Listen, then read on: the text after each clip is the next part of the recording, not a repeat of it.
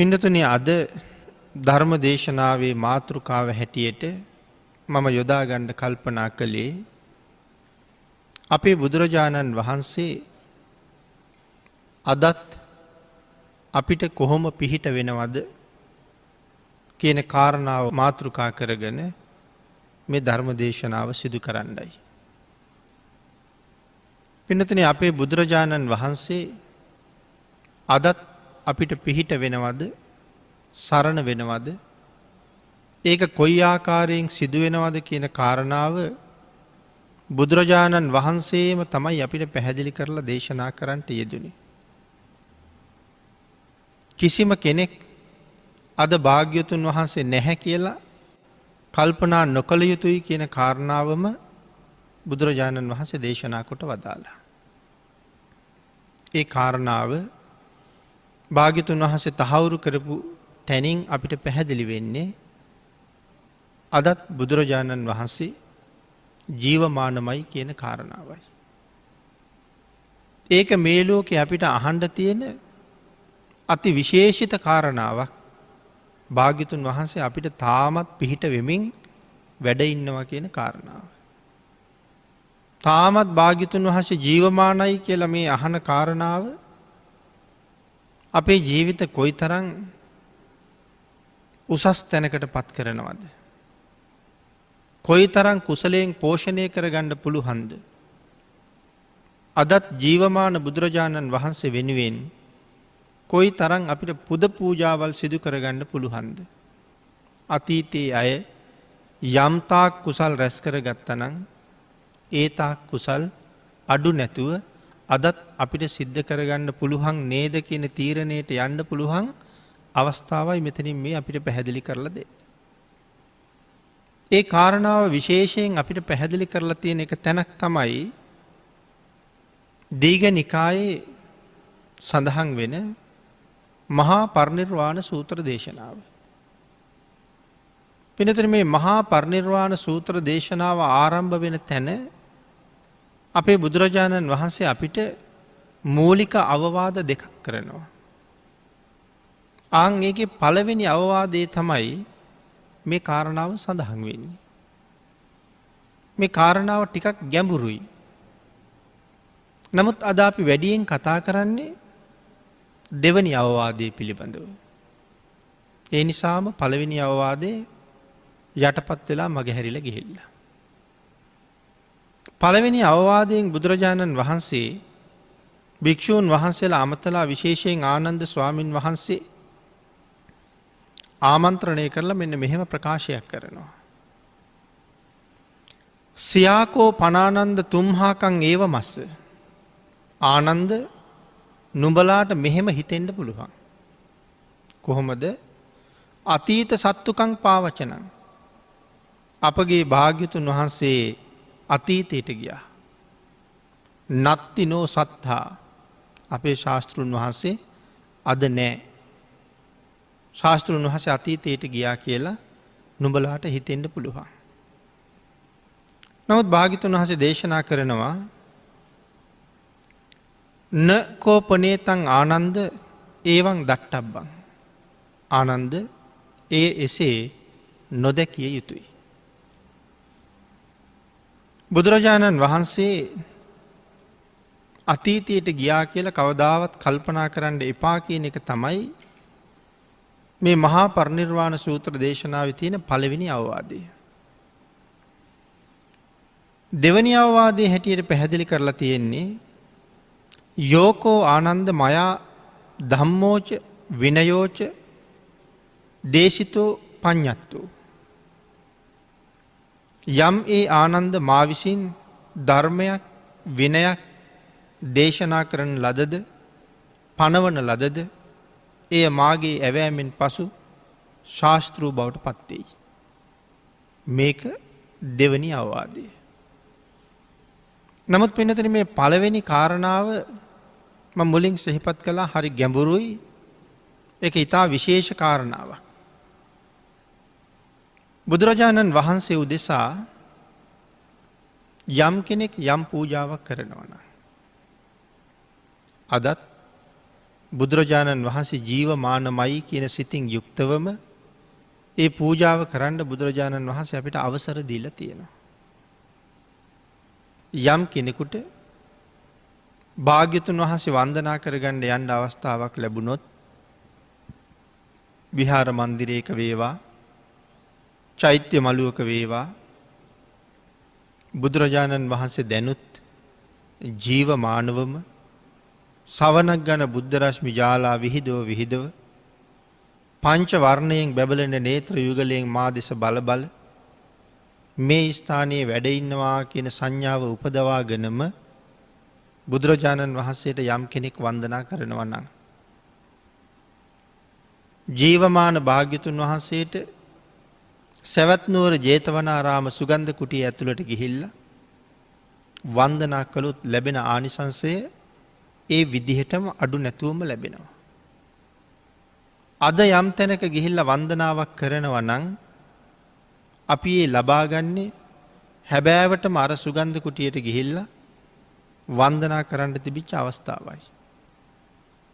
ආන්ගේ කාරණාව එහෙමම දැකලා එහෙමනම් භාග්‍යතුන් වහන්සේගේ සුගන්ධ කුටියට අපි කොහොමද යන්නේ? ඒ වෙනකොට අපි එතෙන්ට යන්න කොහොම සුදුසු විදිහට සූදානම් වෙනවද පිළියෙල වෙනවද? කොයි වාගේ ඇඳුමක් බුදුරජාණන් වහන්සේ ගාවට ඇඳගෙන යනවද? මේ කාරණා සියල්ලම මෙතන හිතන්න සිද්ධ වෙනවා. ලෝකයේ අවුරුදු කෝටි ප්‍රකෝටි ගණනකින් පහළ වෙන මේ මහා ශ්‍රේෂ්ඨ උත්තමයන් වහන්සේ දෙවියන්ට පේන්නේ දෙවියෙක් හැටියට බ්‍රහ්මයන්ට පේන්නේ බ්‍රහ්මයෙක් හැටියට මේ ලෝකේ සියලු දෙනාගේම පුද පූජාදියට සුදුසු වෙච්ච සම්මා සම්බුදුරජාණන් වහන්සේ වැඳගන්න යන මම කොයි විදිහට භාග්‍යතුන් වහන්සේ වඳිනවද?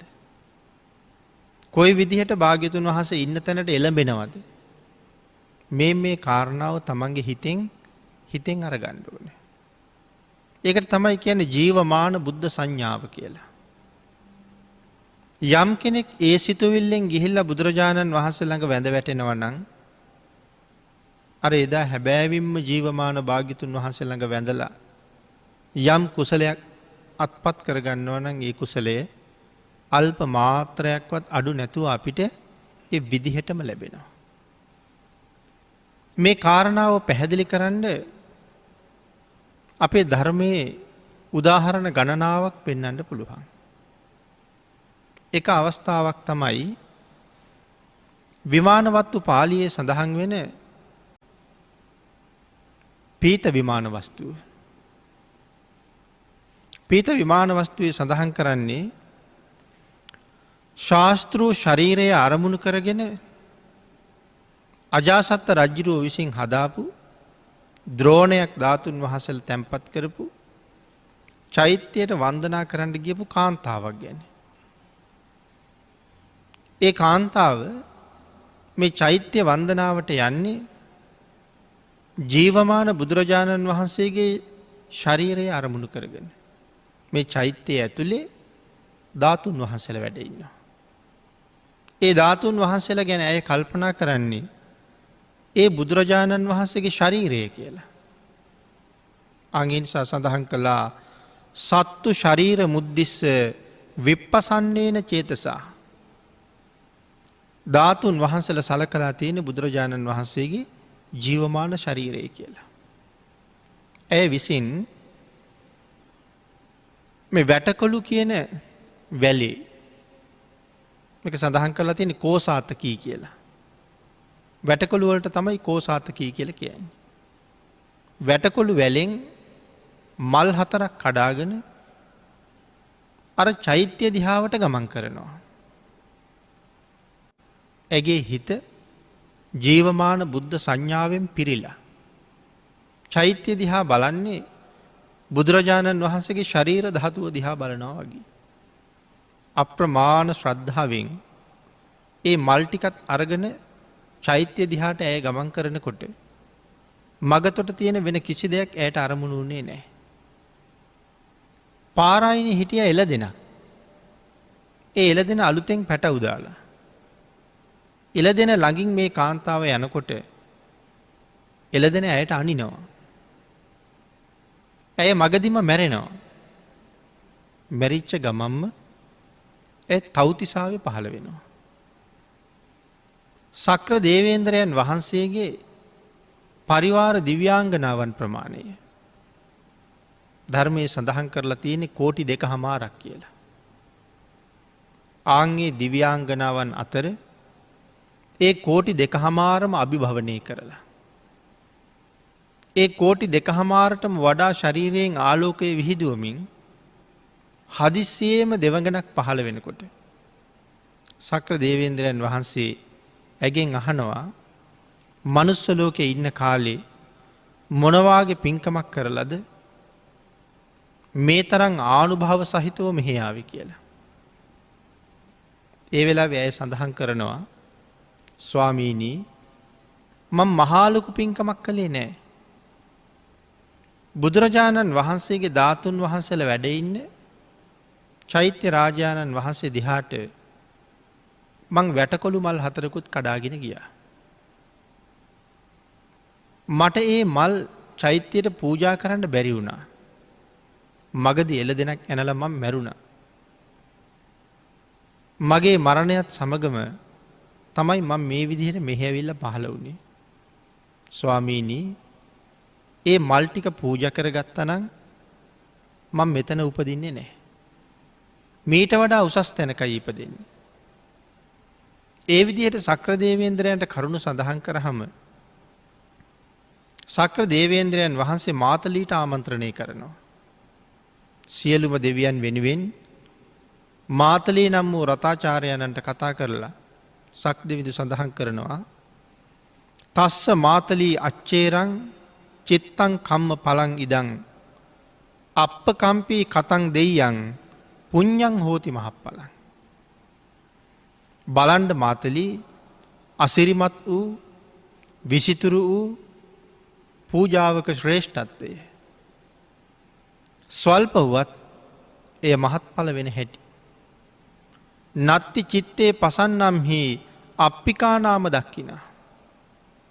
සිත පැහැදිලා යමක් කරන කල්හි මාතලී එහි කිසි අල්ප බවක් නං නෑ. සිත පැහැදිලා නං තියෙන්නේ එහි අල්ප බවක් නෑ. ඒක මහත් පළමයි. ඒක මහශ්‍රේෂ්ඨමයි. තථාගතයන් කෙරෙහි හෝ තථාගත ශ්‍රාවකයන් වහන්සේලා කෙරෙහි හෝ සිත පැහැදීමෙන් යමක් කරනවා නම් ලැබෙන ආනිසංසය ඊටාම ඉහළයි කියන කරුණ පැහැදිලි කරනවා. මාතලී එන්න සක්‍ර දේවේන්ද්‍රයන් වහන්සේ කතා කළා. මොකද මේ මාතලී ඇතුළුව සක්දෙවිඳු ප්‍රධානව සියලු දෙනාම මේ වෙලාවේ නන්දන උයනට විනෝද වෙන්න යන්න ලැහැත් වෙලා හිටපු වෙලාවක්.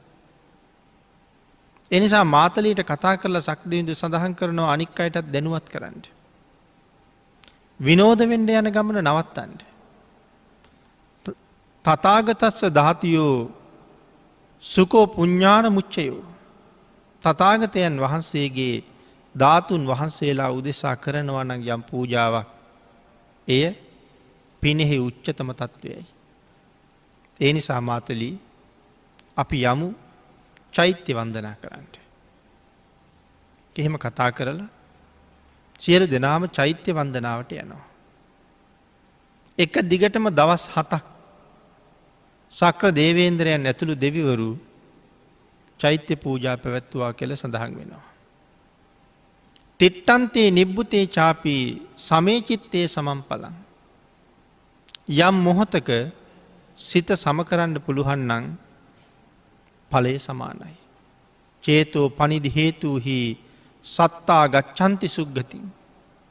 මෙතන සිත සම කරනවා කියලා සඳහන් කළේ ජීවමාන භාග්‍යතුන් වහන්සේ ළඟ කොහොම කටයුතු කරනවද? ආන්ගේ හැඟීමෙන්ම කටයුතු කරනවා කියන එකයි එදයි අදයි හිත සම කරගන්නවා කියලා කියන්නේ. සමේ චිත්තේ සමම්පලං. චේතෝ පනිදි හේතුහි සත්තා ගච්ඡanti සුග්ගතින්. එහෙම යම් කෙනෙක් කටයුතු කරනවා නම් ඒ සත්වයා ඒකාන්තයෙන් සුගතියටම ගමන් කරනවා. එනම් මෙන්න මේ කාරණාවෙන් අපිට පැහැදිලි කළා බුදුරජාණන් වහන්සේගේ ධාතුන් වහන්සේලා ආරමුණු කරගෙන ජීවමාන බුද්ධ සංඥාව උපදවාගෙන අදත් යම් කෙනෙක් යම් තැනක පූජාවක් සිද්ධ කරන්නේ නම් එය අනන්ත අප්‍රමාණ ආනිසංස සහිතයි. ඒ නිසා භාග්‍යතුන් වහන්සේ නෑ කියලා කල්පනා කරන්න එපා. හිත සම කරන්න විතරයි අවශ්‍ය. මේක එක උදාහරණයක්. පිනතන තවත් උදාහරණයක් තියෙනවා අපදාන පාලියේ පළවෙනි පොතේ 262 පිටුවේ තමයි මේ කාරණාව සඳහන් කරන්නේ. පච්චු පට්ටාන සංඥක තේරාපදානය. අපේ ශාසනයේ පැවිදි වෙලා පච්චු පට්ටාන සංඥක නමින් අරහත්වය ලබාගන්න මේ රහතන් වහන්සේ අතීතයේ අත්තදස්සී කියන භාග්‍යතුන් වහන්සේ පහළ වෙච්ච කාලේ යක්ෂ යෝනියේ ඉපදිලා හිටිය. යක්ෂ සේනාධිපතියෙක්. ඉතාම ඉසුරුමත් මේ යක්ෂ සේනාධිපතිය එක දවසක් අඬනවා. හේතුව තමයි මේ තරම් ඉසුරුමත්ව මං ඉපදුනා. නමුත් මගේ ධනය වියදම් කරලා මට ඒ ධනයෙන් ප්‍රයෝජනයක් ගන්න හැකියාවක් නෑ. ඒ ධනය වියදම් කරන එකේ හැබෑම ලාභය ලබන්ඩ ලෝකෙ දැල්වෙමින් තිබිච්ච හැබෑ පහන නිමිල ගිහිල්ලා. ඒ හින්ද මට හැබෑ ප්‍රයෝජන ගණ්ඩ කාලයක් නෙමෙයි මේක. එහෙම කල්පනා කර තමයි අඬන්නේ. මේ යක්ෂයා අඬාඬ ඉන්න වෙලාවේ අත්තදස්සී භාග්‍යතුන් වහන්සේගේ ශාසනය එක මහරහතන් වහන්සේ නමක් සාගර කියන මහරහතන් වහන්සේ දකිනවා මෙයා අඬාඬ ඉන්නවා. ඒක දැකලා සාගර මහරහතන් වහන්සේ මේ යක්ෂයා ගාව පහළ වෙනවා. පහළ වෙලා යක්ෂයාගෙන් අහනවා කින්නු සෝචසි මා භායි මගේ සහෝදරයා උඹ කුමක් සඳහා අඬනවද කියලා. ඒ වෙලාව යක්ෂයා තමන් දුක් වෙන්නේ මොනවාගේ කාරණාවක් නිසාද කියලා පැහැදිලි කළා. රහතන් වහන්සේ සඳහන් කරනවා එහෙම කියන්න එපා. එහෙම හිතන්ඩත් එපා. චර දම්මං සුමේදස. සුමේද කියල කෙන පණ්ඩිතයට. පණ්ඩිතය ඥානවන්තය ධර්මය හැසිරෙන්ට. භාගිතුන් වහස නෑ කියල කල්පනා කරන්න එපා. ඔබ වැඩියෙන් ලහි ධර්මය හැසිරෙන්ට. ජීවමාන බුදුරජාණන් වහන්සේටම උපස්ථාන කරන්න අවශ්‍ය නම් බුදුරජාණන් වහන්සේ සරුවඥ ධාතුන් වහන්සේලා ඉතුරු කරලා පිරිනුවම් පාලා තියෙනවා. ඒ ධාතුන් වහන්සේලා තැන්පත් කරලා චෛත්‍යයක් හදන්න. චෛත්‍ය හදලා ඒ චෛත්‍යයට උපස්ථාන කරන්න. ආනන්ද ස්වාමින් වහන්සේ යම්සේ භාග්‍යතුන් වහන්සේට උපස්ථාන කළාද ඒ විදිහටම උපස්ථාන කරන්න. මේ කාරණාව අහපුවහම පින්නතුනි යක්ෂයාට මහා පුදුම සතුටක් ඇති වුණා.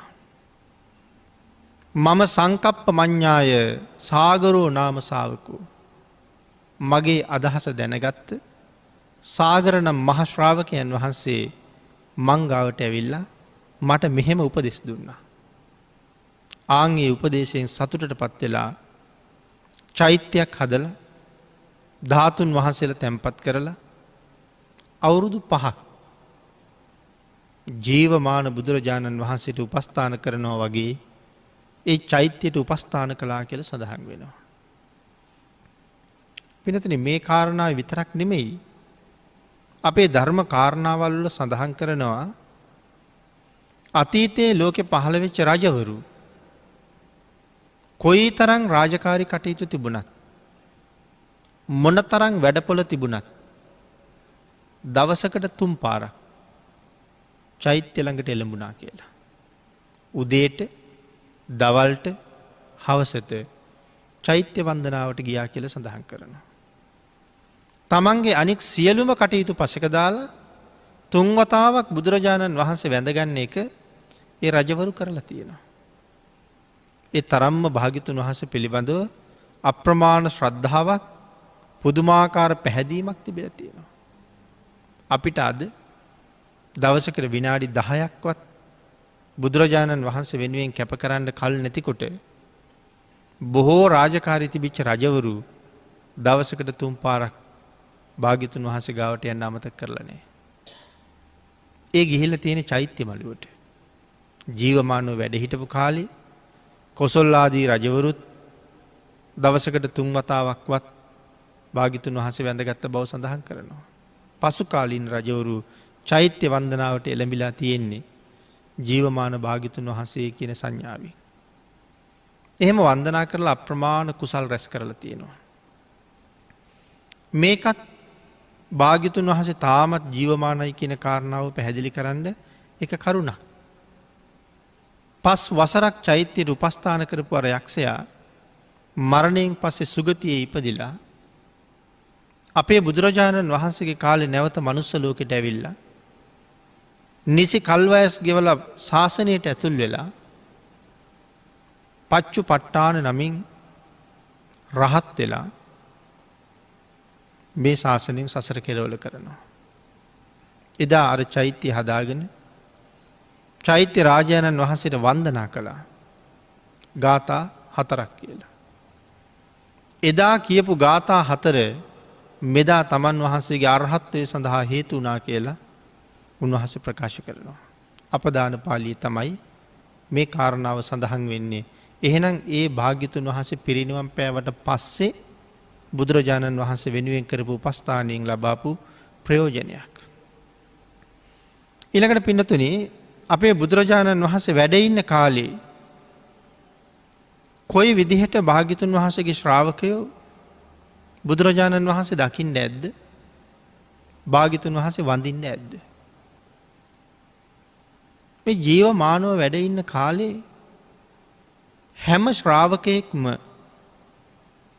බුදුරජාණන් වහන්සේ මේ දැන් මම දිහා බලනව ඇති. අද දවසේ භාග්‍යතුන් වහන්සේ මන් දිහා බලයි. භාග්‍යතුන් වහන්සේ අද මට පිහිට වෙයි කියන සිතුවිල්ල හැමදාම තමන් ගාව තිබුණා. අපේ සූත්‍ර ගණනාවක අපි මේ සූත්‍ර කියවනකොට අපිට මෙන්න මෙහෙම ප්‍රකාශයක් හම්බ වෙනවා. පඤ්ඤත්තේ ආසනයේ නිසීදී භගවා පනවන ලද ආසනයෙහි භාග්‍යතුන් වහන්සේ වැඩ ඉන්නවා. එතකොට මේ ශ්‍රාවකයන් වහන්සේලා යම් කැලෑවක රුක්ෂ මූලයක වැඩ ඉන්නවනම් තමන් භාවනාවට වාඩි වුණේ බුදුරජාණන් වහන්සේට වැඩ ඉන්න ආසනයක් පනවලා තියලා. එක්ක කොට කෑල්ලක්. එහෙම නැත්නම් ලෑල්ලක්. එහෙම නැත්නම් වැලි ගොඩක්. එහෙමත් නැත්නම් සඳහන් කරනවා තමන් වහන්සේගේ අතිරේක සිවුර. ඒ සිවුරට වැටිච්ච ගස්වල කොළ එකතු කරලා දාලා ඒක ඔතලා කොට්ටයක් වාගේ හදලා තියලා තියෙනවා. එහෙම තියලා තමයි තමන් භාවනාවට වාඩි වෙන්නේ. හේතුව තමයි බුදුරජාණන් වහන්සේ කොයි වෙලාවේ මම ගාවට වඩීද දන්නේ. ඒ වැඩම කළාට පස්සේ ස්වාමීනි මෙතනින් ස්වාමීනි මෙතනින් වාඩි වෙන්න කියා අසුන් පනවන්න කාලයක් නැහැ. ඒ තරම් ඉක්මනට භාග්‍යතුන් වහන්සේ වඩිනවා. ආන් ඒ නිසා ආසනය පනවලා තියලා තමයි උන්වහන්සේලා භාවනාවට එළඹිලා තියෙන්නේ. බුද්ධ කාලයේ කිර යත්ත ඒකෝපි බික්ඛු විහෙරති. සබ්බත් බුද්ධාසන පඤ්ඤත්තමේව හෝති. යම් තැනක වැඩ ඉන්නවද එතන බුද්ධාසනේ පනවලා තියලා වැඩ හිටියා. මොකද මේ බණ භාවනා කටයුතු වල යෙදෙන භික්ෂූන් වහන්සේලා දිහා බුදුරජාණන් වහන්සේ නිරන්තරයෙන් බලනවා. ඒ විතරක් නෙමේ අනික් හැමෝම දිහත් බුදුරජාණන් වහන්සේ එදත් අදත් ඒ විදිහටම බලනවා. යමෙක් මේ සංසාරයෙන් එතර යන්න අප්‍රමාණ වීර්ය වඩනවා නම් ඒ පුද්ගලයාට භාග්‍යතුන් වහන්සේ එදා වගේම අදත් ඕනෑම මොහොතක පිහිට වෙනවා. අපිට යම් ආකාරයකින් වරදින්න පටන් ගන්නවා නම් බුදුරජාණන් වහන්සේ මොහොතෙම වැඩලා අපේ වරදින තැන නිවැරදි කරනවා. පිනතුනි අපේ මහමුගලන් මහරහතන් වහන්සේ අරහත්වය උදෙසා දවස් 7ක් එක දිගටම අධිෂ්ඨාන කළේ සක්මන. රෑ දවල් දෙකේම දවස් 7ක් සක්මන් කරනවා. රෑ 7ක් දවල් 7ක් එක දිගට සක්මන් කරන නිසා උන්වහන්සේට ලොකු වෙහෙසක් දැනෙනවා. වෙහෙසක් එක්ක නිදිමතක් ඇති වෙනවා. අපේ බුදුරජාණන් වහන්සේ ඒ මොහොතේම මොග්ගල්ලානයන් වහන්සේ ගාවට වඩිනවා. වැඩලා අවවාද කරනවා. අවවාද කරන්නේ නිදි මත නැති කරගන්න ක්‍රම ගණනාවක් පැහැදිලි කරනවා. කම්මැලි නොවී මේ ක්‍රමයන් පාවිච්චි කරලා නිදි මත නැමති හතුරා පන්නලා වීරි කරන්න. අනුරුද්ධ මහරහතන් වහන්සේ මාස 9ක් අධිෂ්ඨාන කළේ ඉඳ ගැනීම සහ සක්මන විතරයි. එහෙම වීර්ය වඩනකොට උන්වහන්සේට මහාපුරුෂ විතර්ක පහළ වෙනවා. ඒ මහාපුරුෂ විතර්ක උන්වහන්සේ මෙනෙහි කරනකොට භාග්‍යතුන් වහන්සේ මොහොතින් උන්වහන්සේ ළඟ පහළ වෙනවා. පහළ වෙලා අනුරුද්ධ මෙයත් සිහිපත් කරන්න. තවත් කාරණාවක් භාග්‍යතුන් වහන්සේ දේශනා කළා. ආන්ගේ කාරණාව ඔස්සේ කටයුතු කරපු අනුරුද්ධයන් වහන්සේ මහරහතන් වහන්සේ නමක් බවට පත් වුණා. තමන්ගේ ශ්‍රාවකයෝ යම් තැනකද මේ සංසාරයෙන් එතර යන්න වීර්ය වඩන්නේ ආන්ගේ හැම තැනකම භාග්‍යතුන් වහන්සේ ඔවුන් දිහා බලාගෙන ඉන්නවා. සත්හා අම්හාකං මනං ජානින්වා ආගතංවා අම්හාකං සමීපේ තිතං ඒව අත්තානං දස්සේති. මෙතන සඳහන් කළා අපගේ භාග්‍යතුන් වහන්සේ අපගේ මනස දැනගෙන පැමිණිලා අපගේ සමීපයෙහිම අපිට දකින්න ලැබෙනවා, පෙනී හිටිනවා. තස්මින් කනේ බන්තේ ඉමං නිසීදත ඉද නිසීදත ආසනේ පරියේසනං නාම භාරු. ස්වාමීනී මෙතන වැඩඉන්න කියලා අමුතුවෙන් ආසන පනවන්න කාලයක් නෑ. එනම් එදත් භාග්‍යතුන් වහන්සේ මේ සංසාරයෙන් එතරවෙන්න වීරය වඩපු අය දිහා බැලුව පිහිට වුණා. අදත් බුදුරජාණන් වහන්සේ යම් කෙනෙක් එහෙම වීර්ය වඩන්න පටන් ගන්නවා නම් අදත් භාග්‍යතුන් වහන්සේ බලනවා. අදත් භාග්‍යතුන් වහන්සේ පිහිට වෙනවා. ඒ කියන කාරණාව තහවුරු කරන තවත් අපූරු තැනක් තමයි අපි මේ සිහිපත් කරන්නට යෙදුනේ. එමනම් පින්නතුනි අතීතයේ මේ කාරණාව ගැන හිතලා අප්‍රමාණ වීර්ය වඩපු උතුමන් වහන්සේලා කොයි තරම් ශ්‍රද්ධාවෙන් බුදුරජාණන් වහන්සේ වෙනුවෙන් කටයුතු කරලා තියෙනවද? අතීත උත්තමයන් වහන්සේලා ළඟ තිබිච්ච ශ්‍රද්ධාවයි අපි ළඟ තියෙන ශ්‍රද්ධාවයි පිළිබඳව කල්පනා කරලා බලනකොට අතීත උතුමන් ළඟ අපි කවුද කියන කාරණාව අපිට හැඟෙනවා. භාග්‍යතුන් වහන්සේ අදත් අපිට පිහිට වෙයි. එක දිගටම බුදුරජාණන් වහන්සේ අපි දිහා බලාගෙන ඉන්නවා කියලා අපිට හිතෙන්නේ. මේ සංසාරයෙන් අපිව එතර කරන්න මහා කල්ප අසංඛ්‍ය ගණන් උන්වහන්සේ සංසාරේ දුක් විඳා. තමන් වහන්සේට නිවන් දකින්න කෝටි ගණන් ලැබිච්ච අවස්ථාවල් හැම එකක්ම අපි වෙනුවෙන් අත්හැරියා.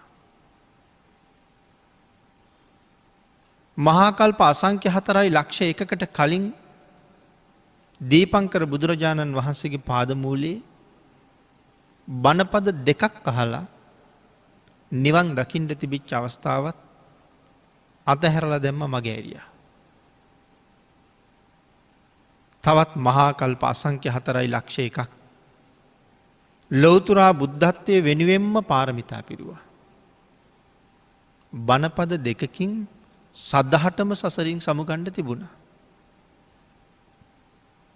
නමුත් ඒ අවස්ථාව මගහැරලා ලෞතුරා බුදු වෙන්න ආපහු පාරමිතා පුරන්න හිතහම ඒ පාරමිතා පුරන කාලය තුල තමන් වහන්සේ නිරයට යන බව බෝසතාණන් වහන්සේ දන්නේ නැද්ද? හොඳටම දන්නවා. සුමේද තාපසතුමා අභිඥාලාභී. එහෙනම් අහවල් කාලෙට මටත් නිරයට යන්න සිද්ධ වෙනවා. නිරය කියලා කියන්නේ අති භයානක වූ දුක්ඛදායක තැන. නිරයේ දුක අපිට තේරුම් නැති වුණාට ඒ අභිඥාලාභී මහ තවුසට නිරය ගැන හොඳට තේරෙනවා. නමුත් තමන් නිරයට යන බව දැනත් රහත් වෙන්නේ නැතුව මේ සංසාරයට බහින්නේ මොන තරම්නම් කරුණාවක් මොන තරම්නම් අනුකම්පාවක් අපි පිළිබඳව ඇති නිසාද? මහනිරේ ගිහිල්ලා ඉපදෙන්නේ නැහැ කියලා සඳහන් කරනවා. නමුත් ඔසුපත් නිරේවල් වල ඉපදෙනවා. තේමිය ජාතකයෙන් නිරේ ඉපදිච්ච බව තව පැහැදිලි කරනවා. අවුරුදු 20ක් රජකම් කරලා අවුරුදු 80000ක් නිරේ හිටිය කියලා දැනගත්තාම තමයි අන්ධයෙක්, බීරෙක්, ගොළුෙක් මේ කොරවෙච්ච පුජ්‍යලේ වාගේ කතා බහ නොකර ඇවිදින්න නැතුව නැගිටින්න නැතුව සෑහෙන කාලයක් කටයුතු කරන්නේ අර කාරණාව දන්න නිසා. මේ ජීවිතෙත් නිරෝගී පුජ්‍යලයක් බව පෙන්වුවොත් මට ආපහු සැරයක් රාජ්‍ය භාර ගන්න වෙනවා. ආයි රජකම් කරලා නිරේට ගිහිල්ලා බෑ. ඒ නිසායි රජකම භාර නොගණ්ඩයි මෙහෙම කටයුතු කළේ. එහෙමනම් මේ මහා කල්ප අසංඛ්‍ය 4.1 තුල විඳපු අනන්ත අප්‍රමාණ දුක්ඛන්දරාව. තේමිය කුමාරයාට නමුත් රජ්ජුරුව දුන්න දුක්ඛන්දරාව සීමාවක් නැති බව මනාව පැහැදිලි වෙනවා. තේමිය ජාතකයේ යම් කෙනෙක් හරියට කියවනවා නම්. එක අවස්ථාවක ඇඳ උඩ තියලා යටින් ගින්දර දානවා. සඳහන් කරනවා ඇඟේ දියපොක්කලක් මතු වුණා කියලා. ඒ තේමිය කුමාරයා මොකද කල්පනා කරන්නේ? නිරේ ගින්දර මීට වඩා සැරයි. නිරය මීට වඩා දුක්ඛදායකයි. ඒ නිරයට යන එකෙන් මිදෙන්න නම් මේ දුක මම ඉවසන්න ඕනේ. එක වතාවක් ඇඟ පුරාම පැණි ගාලා එළියෙන් තිබ්බා. කූඹි වහනවා, මැස්සෝ වහනවා, මී මැස්සෝ බඹරු වාගේ සත්තු ඇවිල්ලා වහනවා, හපනවා, පැණි ගණ්ඩ දඟලනවා. ඒ වේදනාව ඉවසුවා. මේ වාගේ මහා වේදනාවල් වලට භාජනය කළා. දඟලයිද, කතා කරයිද, එහාට මෙහාට හැරෙයිද පෙරලෙයිද කියලා බලන්න මේ. නමුත් ඒ වේදනාව තියාපු තැන තියාපු විදිහටම වින්දේ මේ ලෞතුරා බුද්ධත්වයේ ලබන්න මග ඉක්මන් කරගන්න ඕන නිසා. නැවත නිරේ නොයන්න ඕන නිසා. මේ වාගේ කාරණා මේ ශාසනය තුල අධ්‍යයනය කරනකොට උන්වහන්සේ මොන තරම්නම් වීරියක් දරුවද මේ ලෝක සත්වයා සතර අපායෙන් ගලව ගන්න. එහෙම පාරමිතා පූර්ණේ කරගෙන ඇවිල්ලා තමන්ගේ දරුවෝ කී පාරක් දන් දුන්නද? ස්වාමි දියණිය කී පාරක් දන් දුන්නද? එහෙම කටයුතු කරමින් ඇවිල්ලා ලෞතුරා බුද්ධත්වයේ ලබලා අපට දේශනාවක් කළා. මහණෙනි, මේ භයානක සංසාරයෙන් ඈතර යන්න නම් සතර අපායෙන් නිදහස් වෙන්න නම් හැම කෙනෙක්ම උතුම් වූ පංචශීලයේ මත පෝෂණය වෙන්න ඕනේ කියලා. මේ පන්සිල් කවදාවත් උල්ලංඝනය කරගන්න එපා. දුගතියට බයයි නම් සුගතියට යන්න ඕනේ නම් ඒත් පන්සිල් උල්ලංඝනය කරන්න එපා. පන්සිල් මතම රැකෙන්න. අපිට එහෙම කරුණු භාග්‍යතුන් වහන්සේ දේශනා කරාම අපිට තාමත් පන්සිල් මත පෝෂණය වෙන්න සමහර වෙලාවට බැරි වුණා. සිල් ආරක්ෂා කරනවා කියලා හිතාගෙන හිටියට යම් කාරණාවකට එළඹුණාට පස්සේ සමහර වෙලාවට ඒ සිල් උල්ලංඝනය කරන්න වෙනවා. සීලය උල්ලංඝනය කරලා හරි ඒ දේ අත්පත් කරගන්න හරි ඒකෙන් බේරෙන්න හරි අපි කටයුතු කරනවා. ඒ කියන්නේ භාග්‍යතුන් වහන්සේට තාම අපි කීකරු මදි කියන එකයි. නමුත් අතීත ශ්‍රාවකයන් වහන්සේලා දිවි හිමියෙන් බුද්ධ වචනයට ගරු කළා. භාග්‍යතුන් වහන්සේ දැන් මේ මොහොතේ අපි දිහා බලාගෙන ඉන්නවා කියලා හිතුවා. ආන් ඒක හින්දා පව් කරන්න හරියට බය වුණා. බුදුරජාණන් වහන්සේ අපි දිහා බලාගෙන ඉන්නකොට කොහොමද මම මේ පාප කර්මය කරන්නේ? උන්වහන්සේ මෙච්චර සංසාරේ දුක් විඳේ මම සසරින් එතර කරවන්න නම් එයින් ප්‍රයෝජන නොගෙන උන්වහන්සේගේ මුහුණට පෙනිපෙනීම මං කොහොමද උන්වහන්සේට එරෙහි වෙන්නේ? ආන් එහෙම හිතලා අතීතයේ පව් කරන එකෙන් වැළකුණා. ඒ අය පව් කරන්න ගියහම ඉස්සරලාම බය වුණා දෙවියන්ට පේනවා. කාට හොරෙන් කෙරුවත් මේක දෙවියෝ දකිනවා. එතකොට හොරකමක් නෑ එතන. හැංගිලා නෑ එතන. රහසක් නෑ එතන. ඒ දෙවියෝ දැකලා. ඊළඟට ඒ අය බය වුණා දෙවියෝ දැක්කේ නැතත් මේ ලෝකේ රහතන් වහන්සේලා වැඩ ඉන්නවා. ලෝකේ රහතුන්ගෙන් කවදාවත් හිස් නෑ. අපි වැරදි කරනකොට රහතන් වහන්සේලා දකිනවා. ආන් ඒ හින්දා ලැජ්ජාවට පත් වුණා. දෙවියෝ දකී කියලා ලැජ්ජාවට පත් වුණා. ඒ හින්දා පව් කරන එකෙන් බේරුණා. නමුත් අපි සමහර වෙලාවට එහෙම බේරෙන්නේ නැතුව එහෙම වළකින්නේ නැතුව යම් කරදරයක් ආපුවහම අපි කල්පනා කරනවා මට මේ තරම් එක දිගටම කරදර එනවා.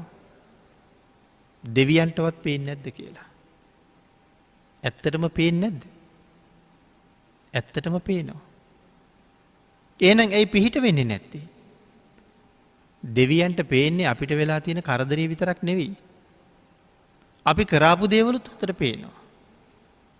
ආන් ඒ හින්දා සමහර ලාවට පිහිට වෙන්න තියෙන ප්‍රමාණය අඩු වෙනවා. හොඳ කරනවත් දැක්කා, වැරදි කරනවත් දැක්කා. රහතන් වහන්සේලාත් ওই දෙකම දැක්කා. ඒ කවුරු නොදැක්කත් බුදුරජාණන් වහන්සේ දැක්කා.